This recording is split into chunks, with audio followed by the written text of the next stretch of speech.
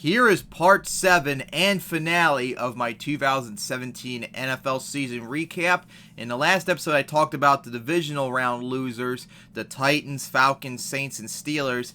And in this episode, I'm going to talk about the conference championship runner-ups, the Super Bowl loser, and then the Super Bowl winner, the Jacksonville Jaguars, the Minnesota Vikings, the New England Patriots, and the Philadelphia Eagles. So here we go. So we get this started with the AFC champion runner-up Jaguars, and holy crap, who would have saw this coming?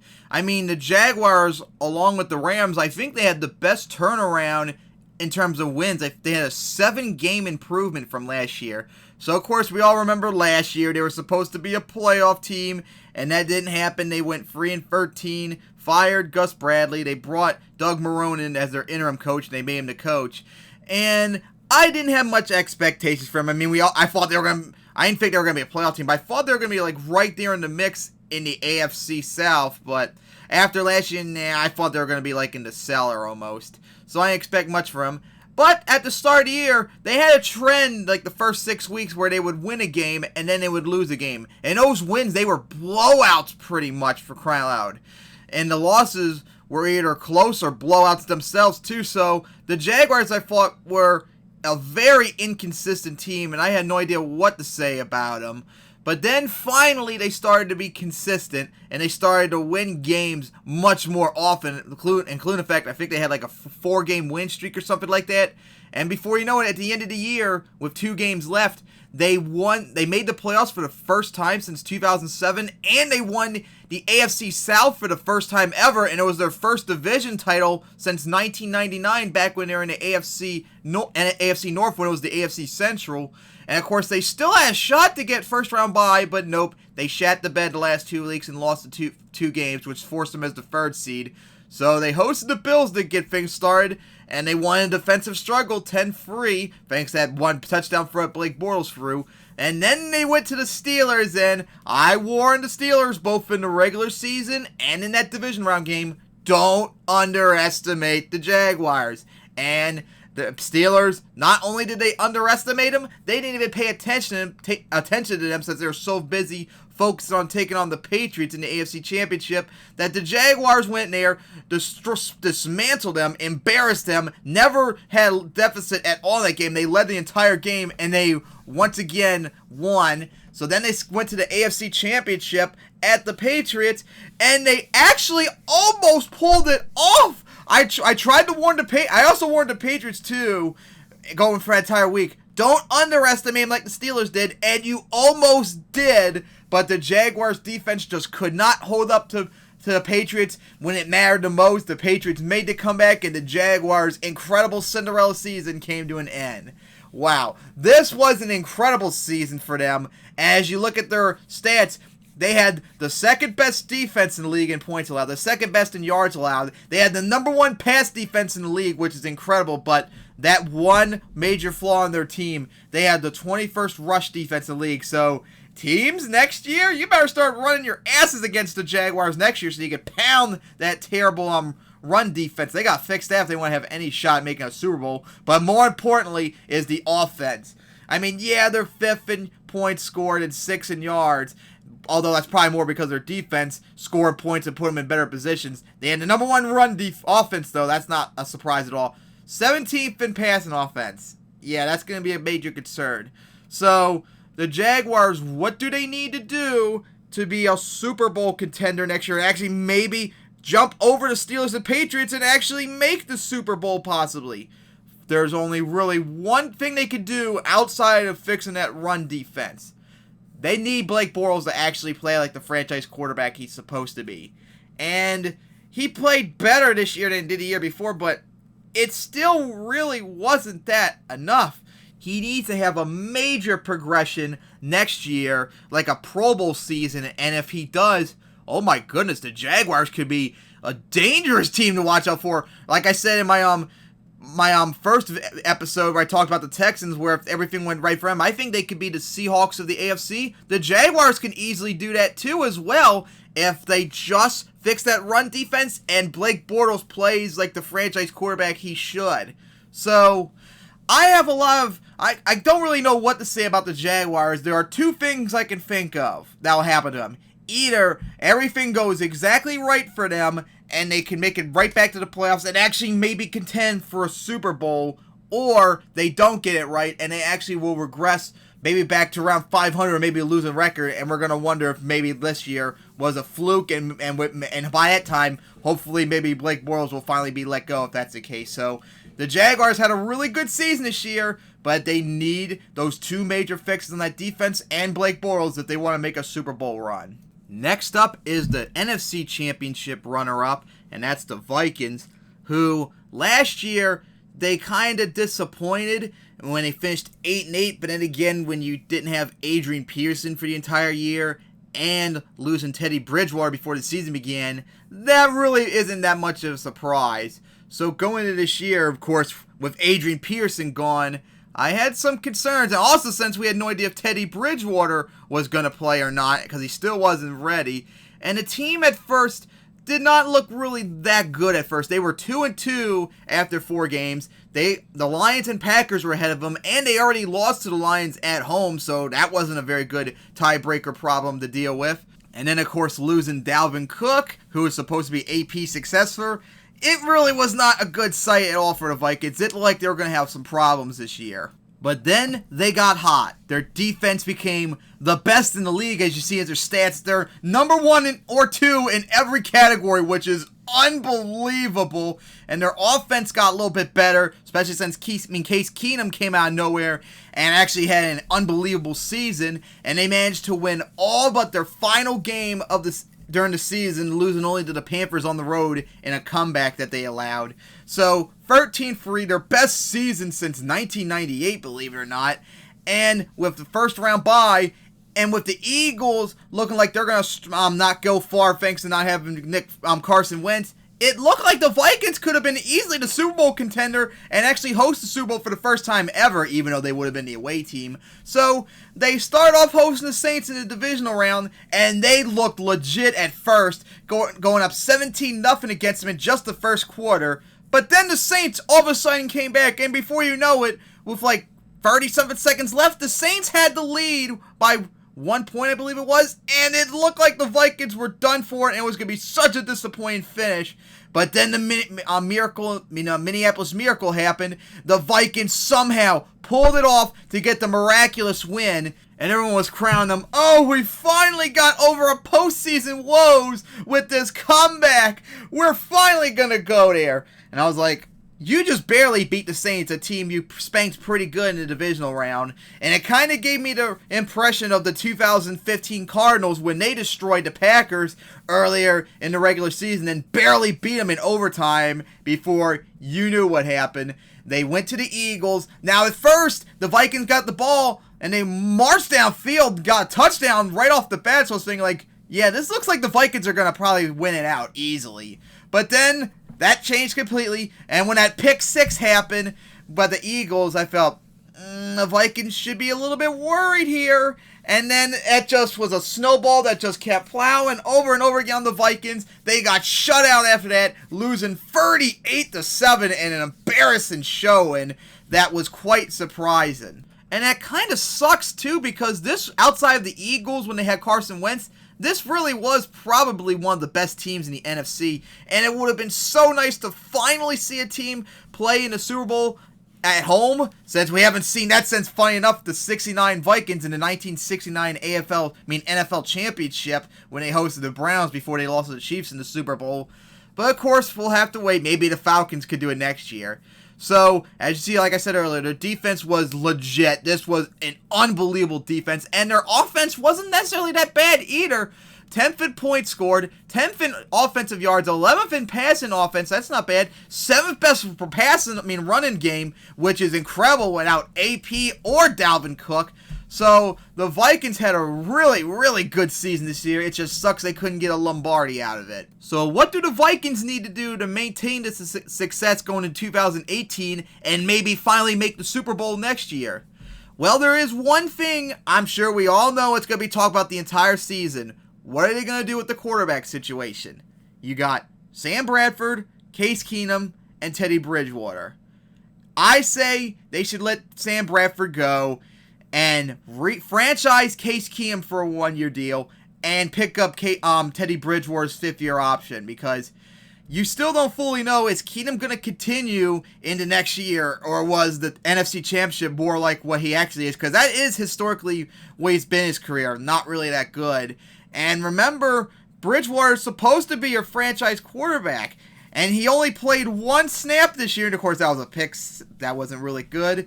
So you gotta see if he's gonna actually be the franchise quarterback, or do you need to let him go after next season and find someone else? Or maybe Keenum is good enough that he maybe be the franchise starter for then. So we'll have to wait and see. The Vikings are also going to have a very tough challenge in the NFC North. The Packers, as long as Aaron Rodgers comes back healthy, you know they're going to be a serious threat to them. And they're going to have a very tough schedule, too, for crying out loud. So it's not going to be easy next year for the Vikings, but I still think they're going to be good enough to be a playoff team. And maybe if they're lucky, maybe they can keep that magic going next year. Maybe beat the Packers and take the NFC North and maybe get another first-round bye. We'll have to wait and see, but I still have some hope for them. So now we get to the Super Bowl runner-up, which of course this year was the Patriots after just winning it the year before. Oh God, I remember everyone wouldn't shut the hell up about this team is gonna be on their 10th anniversary of the undefeated team in 2007, go 0-16 again, and we're gonna be another Super Bowl contender and winner. Yeah. Oh my God. So I am so glad that the Chiefs shut them down the first game to end that streak.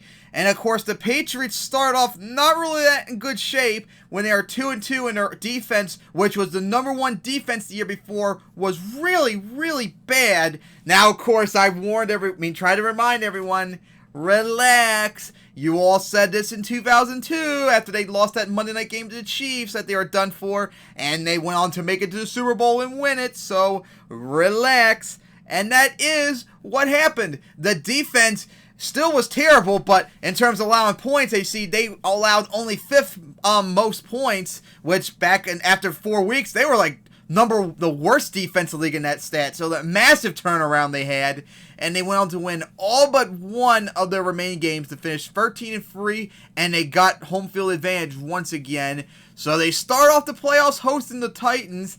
And of course, after struggling at first, the Titans getting a score to start off the game, the Patriots destroyed them to finish it off. And then they hosted the Jaguars in the AFC Championship, and just like the Steelers did the previous Sunday, they almost let them get away with it. The Jaguars were up 10 points, remember, going to the 4th quarter, because the Patriots, just like the Steelers, underestimated them. But the Patriots made the comeback, and they managed to pull it off to make it right back to the Super Bowl, the 10th time ever, most ever. First time a team made it to the Super Bowl after they won since the 13-14 Seahawks, as they tried to be the first team since their 03-04 counterparts to win back-to-back Super Bowls, where, of course, they had to play the underdog Eagles in their rematch of 13 years ago, and the Eagles played hot in that game. That defense was not good at all in that game, and the Eagles led the entire game, but then Brady made the comeback, and before you know it, with 9 minutes remaining, the Patriots were leading, and it looked like, man, the Eagles are not in really good shape whatsoever to be able to do this. But the Eagles, somehow, someway, finally their defense started to play like they were supposed to do in that game, and they managed to knock off the dynasty, as the Patriots got their 3rd Super Bowl loss. So, what went wrong for them to not win the Super Bowl, since that is an expectation each year? Well, one, the defense. As you see, yeah, they allowed the 5th most points in the league. They had the top and the 5th best defense in the league, but look at those stats, though. This kind of reminds me of the Patriots from like the early 2010s. Kind of like the 2011 team, where their defense was near the bottom in the league in every category except for the points allowed. And that's good that you allow 5th least points. That means you're bending but not breaking, but you still can't let all those points, yards, get up on you, or they're going to start getting points on you when you desperately don't need that. So that was the main reason. Of course, the Eagles shredded them in the Super Bowl, as you saw. So yeah, that was the major problem. And of course, in the Super Bowl, when they need to protect Brady the most, they didn't. They let that fumble. They got the strip sacked on them. Then they had those free back-to-back almost sacks on Brady near the goal line, for crying out loud. When they needed to protect him the most, they didn't. And that's in the end also what came back to bite him in the ass. So, what do the Patriots need to do to get right back to the Super Bowl next year and be the first team since the 1990-1992 Bills to make it to 3 Super Bowls? Well, of course, foremost, they gotta fix that defense. That defense has got to be completely rebuilt. And this is a win now like team, so they really should try and throw as much money as possible in free agency to rebuild this defense and worry about the future some other time. Right now, you're in win now mode. Who knows how long Brady's going to be there, if he'll even come back next year, although I'm pretty confident he will. So you need to fix that defense tremendously and get that number 1 defense you had in 2016. And also, you need to get a really power back, running back like LeGarrette Blount. You need someone like him on that team to run, because that's what the Patriots have been doing these last couple years that was pretty good. It was that they were effectively running the ball and taking a lot of pressure off of Brady. So that's 2 things that they need to do this year. And they also, not only do they need to fix that defense, they need to hire a new defensive coordinator since Matt Patricia went to the Lions. They need to find a stud defensive coordinator. So they need to find someone like Wade Phillips in the league. And who knows if they'll be able to find him, but they need to find someone like them who can come in for like the next 2 years to guarantee, well, I don't know about guarantee, but make that defense a championship caliber defense, and they could win the Super Bowl that way. So, of course, as every year, you gotta expect the Patriots will make it right back to the Super Bowl or at least be a contender. So, I'm not worried at all if I was you, the Patriots. But if you want to be winning the Super Bowl, you should be worried unless you fix that defense and get a running game. And then we finally finish off the series with the Super Bowl champion, the Eagles. And wow, what a difference the season made. After last season, they looked really good the first half of the season, but they just collapsed the rest of the season. And Carson Wentz really did not look that good at the end of the season. So I figure in the season, maybe if everything went right for them, maybe they could be a playoff team, but I didn't think they were going to really challenge the Cowboys in that division. It just didn't look right for them. But they started off strong. They beat the Redskins, and they spanked them, actually. Then they lost to the Chiefs in a very close game that they almost pulled a comeback, if you remember. And then they barely pulled off that comeback against the Giants. So they were 2-1, and they were looking like, okay, they're in okay position. They have the tiebreaker over the Redskins. The Cowboys are struggling a bit. They're in good position right now to maybe get a good lead in the NFC East. But no. Oh, no. That's not what happened. The Eagles surged to the top. They went I think they were 10-1 at one point. My goodness. They looked unstoppable. One of the best defenses, one of the strongest offenses with Carson Wentz just wrecking the league up. It looked like the Eagles were going to easily march away with the NFC title and easily make the Super Bowl. But then they got spanked by the Seahawks. That brought them back down to earth. So then they played the Rams, and the most disastrous thing happened to them. Carson Wentz went out for the season with the leg injury, and they had to rely on Nick Foles for the rest of the season. Now, luckily for them, they still managed to beat a very feisty Rams somehow. Then they went to visit the Giants, and they barely beat them in an offensive shootout. And then they barely beat the Raiders in a defensive struggle in the final Monday night game. And then they got shut out by the Cowboys the last week of the season. So they finished 13-3, but that team looked like it was done for. They really looked like they had no shot to make the Super Bowl whatsoever once Carson Wentz was done. But they hosted the Falcons, and their defense came up when they needed to. They managed to hold off the Falcons, especially in the goal line situation near the end of the game, and they managed to pull off the upset.